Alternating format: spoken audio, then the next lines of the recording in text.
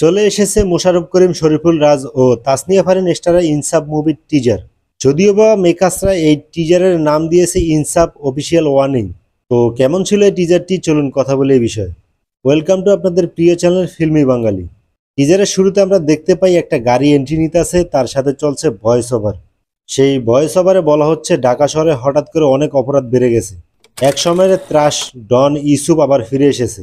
তারপর দেখানো হয় শরীফুল রাজকে, তার মানে এই ইউসুফ ক্যারেক্টারটি প্লে করবে শরীফুল রাজ। আর এই ইউসুফ যেমন তেমন ডন নয়, সে মানুষ করে দুধ দিয়ে গোসল করে। দুধ দিয়ে গোসল করলেও ইউসুফ কোনো সাধারণ মাস্তান না। আরে ভাই কি শুরু করছেন, একবার বলেন ডন আর একবার বলেন মাস্তান, যে কোনো একটা বলেন, হয় মাস্তান না হয় ডন। অ্যাকশন সিনগুলো দেখে মনে হচ্ছে যে ইনসাফ মুভিটা পুরো কমার্শিয়াল মাছ মাসালা মুভি, এতে কোনো সন্দেহ নেই। এই মালটা দেখছেন, ওহো ভাই পুরাই মাথায় নষ্ট। ফজলুর রহমান বাবুকে আমি যতবারই স্ক্রিনে দেখি ততবার অবাক হয়ে যাই। ফজলুর রহমান বাবুর যে শটটা দেখানো হয়েছে সেখানে দেখা যাচ্ছে তার গলায় জুতার মালা। কেন তার গলায় জুতার মালা, এর পিছনে কাহিনী কি সেটা তো মুভি দেখলে বোঝা যাবে। তাসনিয়া ফারিন এই মুভিতে একজন মহিলা পুলিশের চরিত্রে অভিনয় করবে, যে ইউসুফের কেসটা রিওপেন করতে চায়। তার মানে ইউসুফের পিছনে লেগে পড়বে ফারিন। কিন্তু টিজারে একটা সিন আছে যেখানে দেখা যাচ্ছে তাসনিয়া ফারিনের সাথে ইউসুফ মানে শরীফুল রাজের একটা লাভ অ্যাঙ্গেল আছে। এই কাহিনীটা মুভি দেখলে বুঝে যাবে। টিজারে একটা ডায়লগ আছে, এই দেশে শিল্পী হওয়া কি অপরাধ।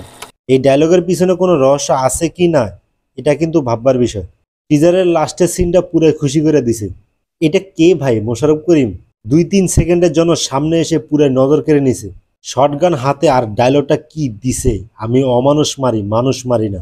দেখেন এই টিজারে শরীফুল রাজ যেভাবে মানুষ মারতাছে আর সিনগুলোকে যেভাবে ব্রুটাল দেখানো হয়েছে, তার সাথে শরীফুল রাজের ডায়লগ ডেলিভারি কেমন জানি ফ্যাকাশে লাগতেছে।